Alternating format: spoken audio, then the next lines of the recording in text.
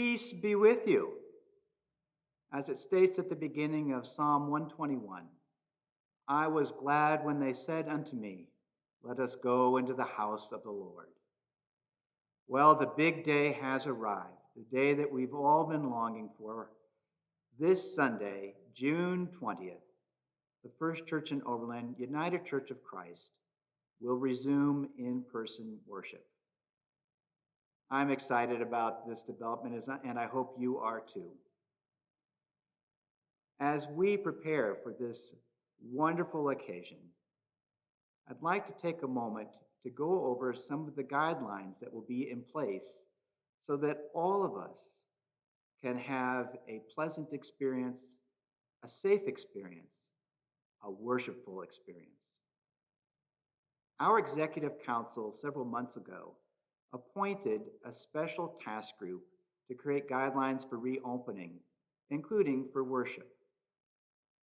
These guidelines were created based on available science, based on denominational guidelines, based on the task group's sense of our congregation. Before we get into the specifics, a few comments. As you might imagine, First Church is no different than the rest of our nation, our community, and our world, in that people fall along a spectrum as to what they feel safe and comfortable doing as we emerge from the pandemic. It is, as you can imagine, a challenge to come up with guidelines that will fit everybody's sense of what is right and proper. So what we're attempting to do is trying to get everybody, so to speak, into the deep end of the swimming pool. Now, I know some of you have been ready to cannonball into the swimming pool for a couple of months now and have been wondering, why aren't we already open? Why do we need these guidelines? Let's just go for it. There are others of you that are down at the shallow end of the pool with maybe a toe or a foot dangling in the water and your water wings on, and you're having some serious debate about whether you want to get into the pool at all.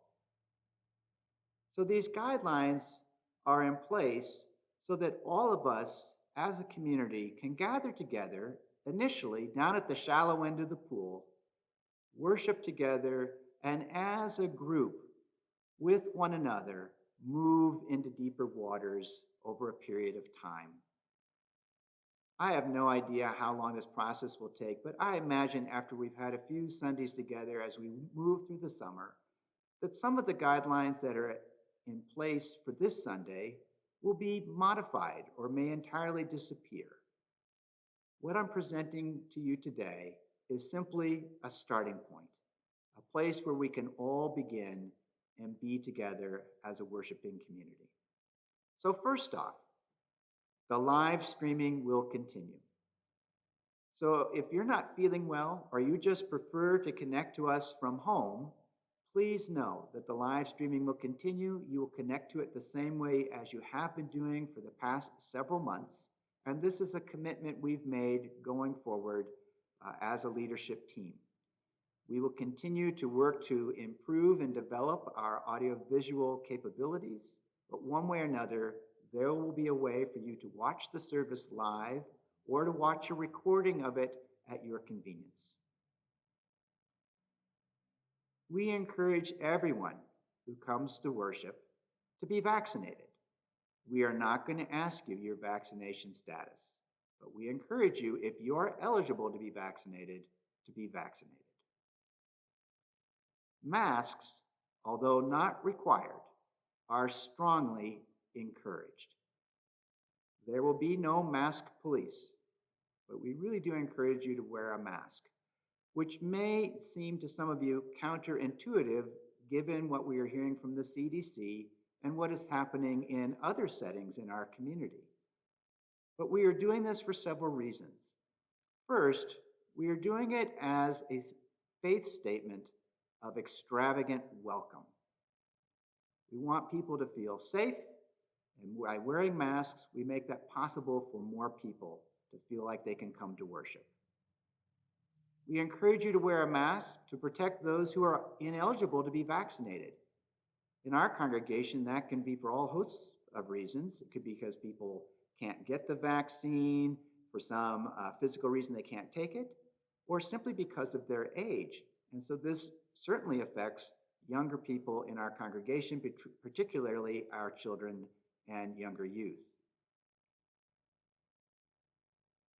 We encourage you to wear a mask to illustrate that we stand with the most vulnerable in our midst, that we are willing to perhaps modify or limit some of our personal expressions of freedom so that more of us can be together as a congregation. We encourage you to wear a mask to illustrate that First Church is a judgment-free zone. We don't want to stigmatize anybody or to determine who wears a mask based on their vaccination status. If we all wear masks, nobody gets stigmatized.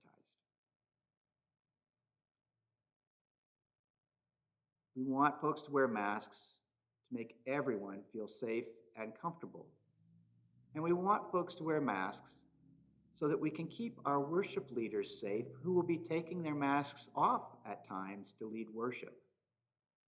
It's, in my mind, a bit of a minor miracle that our worship leaders, me, Jen, and Tom, made it through the entire pandemic without anybody getting sick. We are a relatively small leadership team, and it's important that we stay well so that we can provide the worship that you would like to have and we would like to present to you. So we all need to work together to keep everybody safe, including the worship leaders.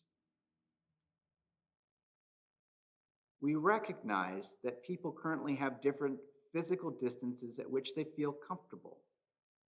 So we are encouraging people to please stay at least 6 feet apart from others who are not members of your household or your pod, however you designate that, unless you mutually agree to be closer.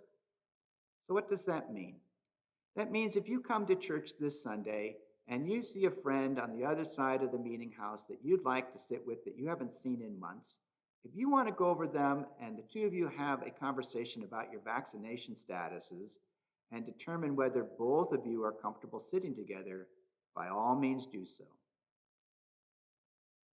But I also want you to be mindful of folks who may be coming into the space still a bit leery about all this and looking for some physical space around them. Please be sensitive to other people that may need to have that 6-foot distance around them in order to fully participate in the worship life of the church. To help with this, we are opening the balcony. That will allow us we should have plenty of room in here. This is an 800 to 1,000 person auditorium. We should have plenty of space for everybody to spread out in here. That does mean, however, that if you are physically able to go up into the balcony, I strongly encourage you to do so, because there are many folks in our congregation that the stairs are just too much of a challenge, not just getting up to the balcony, but the balcony is all stair-stepped and becomes a bit treacherous for some people. Also, the balcony is not the most child, young family-friendly portion of the meeting house. So if you are able to go up into the balcony, please do that on Sunday morning. That will help us all be able to spread out. We encourage you to wash or sanitize your hands upon entry into the church, and there will be a hand sanitizing station right as you come in, and there are hand sanitizers throughout the building conveniently located. We will have childcare available during the service, and we have separate childcare guidelines that you can find on our website that will tell you all about that. So if you're a parent who may need childcare, please take a look at those guidelines carefully. If you have any questions, please do not hesitate to call the church and speak with Jen Bertoni. We will be opening windows and turning fans on whenever possible. That means you need to think about what you're wearing, because although we have air conditioning in the meeting house, if we have the windows open and it's a hot, humid day, it won't do a lot to cool down the space. So you're going to have to take a look at what's going on in the outdoor environment as you plan what you might wear to church this Sunday so that you can be comfortable. Worship leaders, as I've mentioned, will unmask when presenting, so leading worship, preaching a sermon, being a liturgist, uh, if they feel comfortable doing so. We ask that you stay in your seat for the passing of the peace. So we're still not at the point of doing hugs or shaking hands. We will continue with the style of passing the peace that we've used remotely, and we'll remind you of how that's done on Sunday morning. So please stay put during the passing of the peace. Children will be asked to stay with their families during the children's message, the message for all ages. But it will still be interactive, and Jen has a plan for that. But we won't be inviting children to all gather together in the front pew at a particular point in the worship service. As far as singing goes, you will need to keep your mask on. You will be invited to either hum or sing quietly behind your mask. So no, you can't pull out all the stops on your singing whether you have a mask on, not yet. But we may be able to pull all the stops out on the organ. And who knows, this might be a great opportunity to get creative and think about how you can do some body percussion.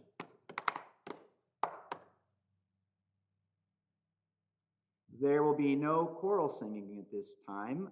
We are hoping and looking forward to the choir returning in the fall. And we are assuming that by then they should be, if they're all vaccinated, they should be able to sing unmasked. We'll see. There may be some small ensembles. Again, any sort of vocal or instrumental ensemble, particularly when using wind instruments, will either need to be masked or physically distanced. Communion will be handled in a safe manner. We don't need to worry about that on June 20th. We'll figure that out by the first Sunday in July. There will be a fellowship time following worship, weather permitting, out on our new terrace, if it's raining, in the fellowship hall. However, we will not be providing coffee or treats at this time. We're just trying to keep things simple. So those are the guidelines for this Sunday and for the immediate future. As we move into the deep end of the pool, we'll keep you posted as we modify or relax these guidelines. If you have any questions, please don't hesitate to call or email the church office or to call or email me personally.